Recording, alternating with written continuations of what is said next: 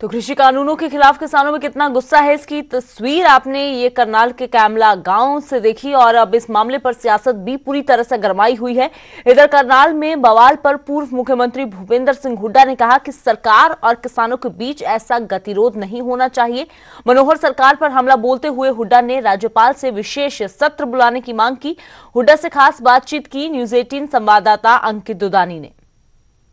पूरे विषय के ऊपर बातचीत करने के लिए पूर्व मुख्यमंत्री और नेता प्रतिपक्ष भूपेंद्र सिंह हुड्डा है, उनसे बातचीत करते हैं। हुड्डा साहब, जिस तरह से लगातार 3 कृषि कानूनों को लेकर के विरोध प्रदर्शन तो लगातार जारी है, लेकिन आज की घटना को आप किस तरह से देखते हैं जो कैमला गांव के अंदर हुई है? देखिए, प्रदेश सरकार को कन्फ्रंटेशन से बचना चाहिए। ऐसा कोई नहीं, क्योंकि हालात नाजुक हैं, तो बड़ा जो है ध्यान से करना चाहिए और कन्फ्रंटेशन से अवॉइड करनी चाहिए। लेकिन जिस तरह से सरकार कह रही है कि द्विपक्षीय वार्ता होती है, वो अपनी बात कर रहे हैं, हम अपनी बात कर रहे हैं, तो उसके बीच में हिंसा कहाँ से आती है, ये तोड़फोड़ कहाँ से आती है?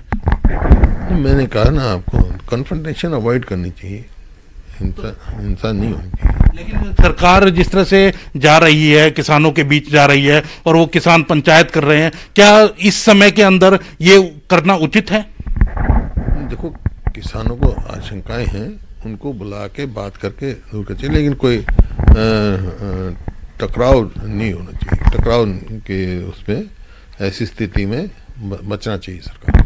एक जिस तरह से लगातार 8 दौर की बातचीत हुई है और वो वार्ता सफल नहीं हो रही है, लगातार केंद्र सरकार बुलाती है, अब 15 तारीख को फिर बुलाया है, किस तरह से देखते हैं आप पूरे सिनेरियो? देखो, 15 तारीख को बुलाया है, मैं बार बार आग्रह कर चुका जब से कि सरकार को किसानों की बात माननी चाहिए, क्योंकि ये कानून किसान के हित में नहीं है।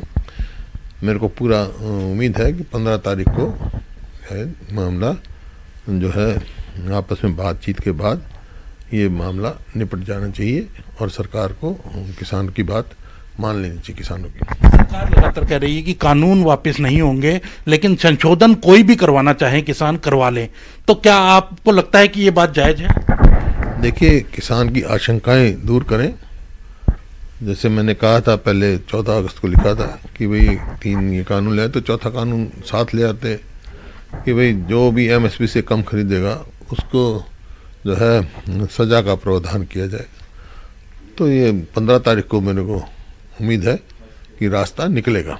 15 तारीख को कांग्रेस भी प्रदर्शन करने जा रही है। राजभवन जो है, राज्यपाल के घर के बाहर पूरी तरह से प्रदर्शन करेगी पूरे देश भर में कांग्रेस। किस तरह का प्रोग्राम रहने वाला है? हरियाणा में क्या रहेगा? किसानों के जन समर्थन के लिए करेंगे, किसानों के समर्थन के लिए करेंगे। जो ये मुद्दे हैं हम भी करेंगे राज्यपाल में। आपने भी राज्यपाल से पहले भी लगातार टाइम मांगा है, आपने लेटर भी लिखे हैं, लेकिन अब एक फ्रेश लेटर भी लिखा था, कोई जवाब मिला? कल पता लगेगा कि हमने फिर लिखा है। मेरे को उम्मीद है कि राज्यपाल जी मिलने का समय देंगे और हमारी जो मांग है तुरंत जल्दी से जल्दी विधानसभा का स्तर बुलाने का करेंगे। अपनी जो संवैधानिक ताकतें हैं उसका इस्तेमाल करेंगे। मुख्यमंत्री लगातार कहते हैं कि विधानसभा का सत्र बुलाने की कोई जरूरत नहीं है। अभी जो बजट सत्र आ रहा है उसमें हमारे पास बहुमत है, उसमें जो नेता विपक्ष हैं वो देख लेंगे कि हम किसके पास बहुमत है। आज जैसा इनके जो दल इनका समर्थन कर रहा है, कोएलिशन है, उनके विधायक भी रोज बयान आ रहे हैं उनके। तो ये सरकार जो है लोगों का भी विश्वास खो चुकी है, विधायकों का भी विश्वास खो चुकी है। तो हमारे को विश्वास प्रस्ताव लाना है और एपीएमसी एक्ट में अमेंडमेंट लानी है। बहुत जो है अर्जेंसी है, तो इसी वास्ते हम निवेदन राज्यपाल से किया। मेरा ये भी प्रश्न है कि जिस तरह से रामकरण काला ने कहा है कि 15 जनवरी के बाद वो इस्तीफा दे सकते हैं, जो जोगीराम सिहाग है वो कह रहे हैं, किस तरह से देखते हैं ये लगातार बयानबाजी जो आ रही है? वही कहा ना कि विश्वास खो चुकी है सरकार विधायकों का। अब किस तरह से कांग्रेस का क्या एक्शन रहने वाला है और अब कांग्रेस किस तरह से किसानों के आगे विश्वास प्रस्ताव लाएंगे असेंबली में, और जो एपीएमसी में जैसे हमने पहले कॉन्ट्रैक्ट में किया था, अब पेनल्टी की बजाय सजा का प्रावधान कर रहे हैं। कैमरामैन राजेंद्र के साथ अंकित दुधानी, न्यूज 18 चंडीगढ़।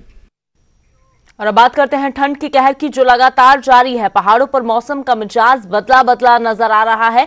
हालांकि बर्फबारी अभी नहीं हो रही है, लेकिन आने वाले कुछ दिन ठंड के टॉर्चर से भरे रहेंगे।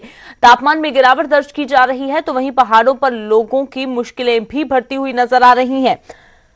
तो स्थानक लोगों की अगर बात की जाए तो स्थानक लोगों को कई तरह की मुश्किलों का, परेशानियों का सामना करना पड़ रहा है। तो ठंड का टॉर्चर लगातार जारी है, चाहे शिमला हो, मनाली हो या फिर धर्मशाला हो, हर तरफ से ये तस्वीरें नजर आ रही हैं। हालांकि सैलानियों के लिए, पर्यटकों के लिए तो ये जो मौसम है वो काफी सुहावना है और ये बर्फबारी भी जो उनको लुभा रही है, लेकिन जो स्थानीय लोग हैं उनके लिए परेशानी जरूर बढ़ती हुई नजर आ रही है।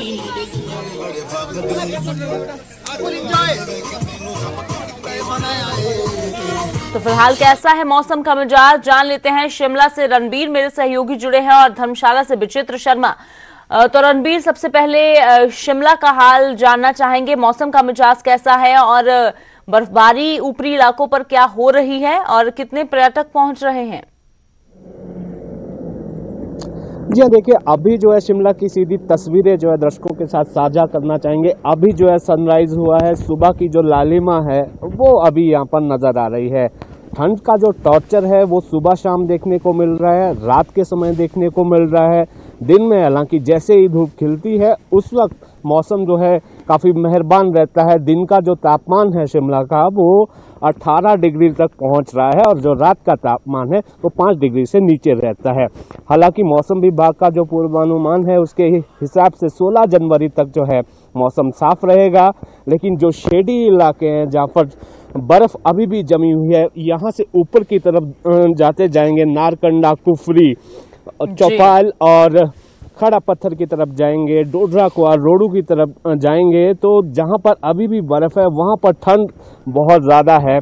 और यहां पर पर्यटकों की जहाँ तक बात करें, अभी जो है कुछ कमी यहाँ पर पर्यटकों की संख्या में पाई गई है। अभी जो शिमला के जो होटल है वो 80% तक भरे हुए हैं और जो बाहर से आने का जो सिलसिला है वो जो गाड़ियां जो लगातार कम हो रही है, पिछले कल का जो आंकड़ा था वो 1300 के आसपास था, लेकिन यहाँ पर फिलहाल शिमला का मौसम जो है, जो मैदानी इलाके हैं हिमाचल के, उस लिहाज से यहाँ पर फिलहाल जो है तो बिल्कुल रणबीर, मौसम का मिजाज तो ठंडा है लेकिन ये धूप निकलने से लोगों को राहत जरूर मिल रही है। धर्मशाला का मौसम का मिजाज जान लेते हैं।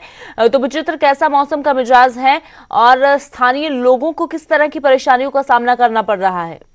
सबसे पहले तो मैं आपको बता दूं, हालांकि मौसम जो है बीते कुछ दिनों से बिल्कुल साफ चल रहा है, बावजूद इसके जो है मैदानी इलाकों में धुंध और कोहरा पड़ रहा है, जिसकी वजह से टेम्परेचर बिल्कुल नीचे गिर रहा है। जिस तरह से अभी धर्मशाला की बात करें तो धर्मशाला में 4 डिग्री सेल्सियस तापमान जो बना हुआ है। सीधी तस्वीर हम अपने दर्शकों के समक्ष साझा भी करते हैं कि देखिए इस वक्त जो है मैदानी इलाकों में किस तरह से जो कोहरा और धुंध है वो छाई हुई है। बीते दिन से ही इसी तरह से कुछ मैदानी इलाकों में देखने को मिल रहा है अमृत, और आप देख सकती हैं कि इस वक्त जो है वो 100 मीटर की दूरी पर भी महज क्या कुछ एक्टिविटीज हो रही है नहीं मालूम पड़ रहा। और इसी तरह से कमोबेश पूरे कांगड़ा घाटी में यही स्थिति बनी हुई है।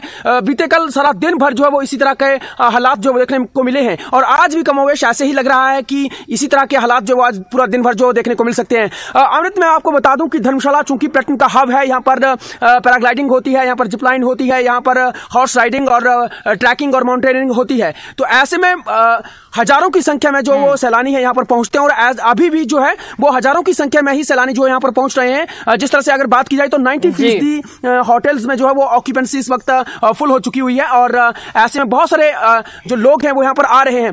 बावजूद इसके अगर बीते साल की अपेक्षा देखा जाए तो उस तरह की बर्फबारी नहीं हुई है। हालांकि कयास ये लगाए जा रहे थे कि इस बार बर्फबारी ज्यादा होगी, लेकिन उस तरह की बर्फबारी नहीं हो पाई है। बिल्कुल विचित्र, तो बर्फबारी कम है लेकिन फिर भी भारी मात्रा में जो पर्यटक है वहां पर पहुंच रहे हैं। शुक्रिया फिलहाल ये तस्वीरें दर्शकों के साथ साझा करने के लिए। रणबीर ने शिमला का हाल बताया। रणबीर, आपका भी शुक्रिया। तो ठंड का टॉर्चर जारी है, हालांकि पहाड़ी इलाके जो है वहां पर पिछले कुछ दिनों से मौसम साफ जरूर नजर आ रहा है, लेकिन मैदानी इलाकों में धूप खिलने का नाम नहीं ले रही है। और फिलहाल इस बुलेटिन में इतना ही, मुझे दें इजाजत।